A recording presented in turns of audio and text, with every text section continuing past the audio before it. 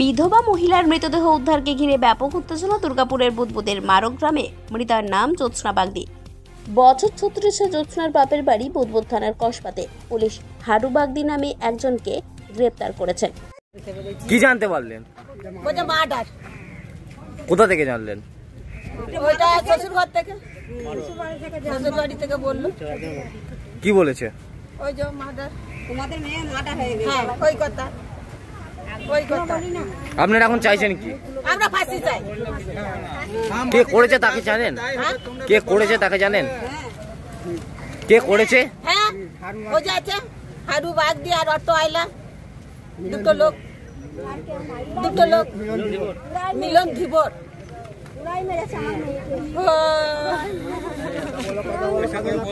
আপনার নাম কি? রবিবার বাপের বাড়ি গিয়েছিল জ্যোৎস্না বাগদি। স্বামী মারা যাওয়াতে দুই সন্তানকে নিয়ে শ্বশুর বাড়িতেই থাকতো জ্যোৎস্না দেবী। বুদবুদ থানার কসবার বাসিন্দা হারু বাগদি নামে একজনের সাথে প্রণয়ের সম্পর্ক তৈরি হয়েছিল জ্যোৎস্না দেবীর। রবিবার দুজনেই মান করে গিয়েছিল। সেখান থেকে সন্ধ্যার সময় বাড়ি ফেরার পথে দুজনের মধ্যে কথা কাটাকাটি হয়। এরপরেই ছুরি দিয়ে হারু জ্যোৎস্নাকে খুন করে বলে জানা যায়। পুরো ঘটনা তদন্ত শুরু করেছে বুদবুদ থানার পুলিশ। তবে এই মৃত্যুর পেছনে কোন রহস্য লুকিয়ে রয়েছে তা তদন্তেই জানা যাবে বলে পুলিশ জানিয়েছে। ময়না তদন্তের জন্য মৃতদেহ দুর্গাপুর মহকুমা হাসপাতালে পাঠায় পুলিশ। কি ঘটেছিল? কসবা গ্রামের ওই একজন ভদ্রমহিলা, তার নাম হচ্ছে জ্যোৎস্না বাগদি। ওর বিয়ে হয়েছিল মারো গ্রামে।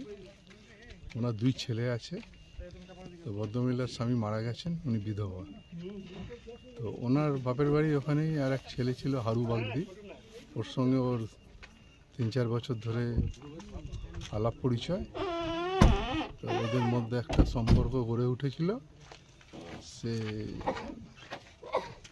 হারু বাগদির সঙ্গে প্রায় সম্পর্ক 3-4 বছর ধরেই রয়েছে। তো গতকাল ওরা এরকম ধরনের মান করে কোনো হোটেলে এসেছিলো। ওখান থেকে ফিরে ও মারো গ্রামে যাচ্ছিল, ওকে টোটো করে মারো গ্রামে ছাড়তে যাচ্ছিল। সে সময় রাস্তায় কোনো বচসা হয়েছে ওদের নিজেদের মধ্যে। তো হারু বাগদি যে আছে, প্রথম থেকেই একটা, যা পাচ্ছি আমরা ইনভেস্টিগেশনে, একটা ছুরি কিনে রেখেছিল। ওর সঙ্গে কিছুদিন ধরে একটা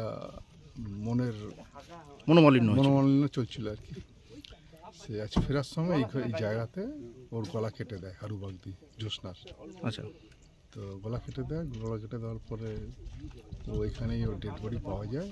আমরা থানা থেকে কাল রাত্রি খবর পেয়ে সঙ্গে সঙ্গে ডেড বডি আমরা রিকভারি করি। তো আসামিও জাস্ট কিছুক্ষণ আগেই আমরা অ্যারেস্ট করতে পেরেছি, আসামিও পেয়ে গেছি। আর এফএসএল টিম আমাদের আসছে। কজন গ্রেপ্তার হয়েছে? একজনই করেছে, একজনই হয়েছে। আচ্ছা। তো আমাদের আই উইটনেসও রয়েছে। যে টোটোতে দেওয়া যাচ্ছিল সে ভদ্রলোককেও আমরা পেয়েছি, তাকেও আমরা জিজ্ঞাসাবাদ করছি। ঠিক। বুদবুদ থেকে অনুরাধা সেনগুপ্তের রিপোর্ট, খাঁটি খবর।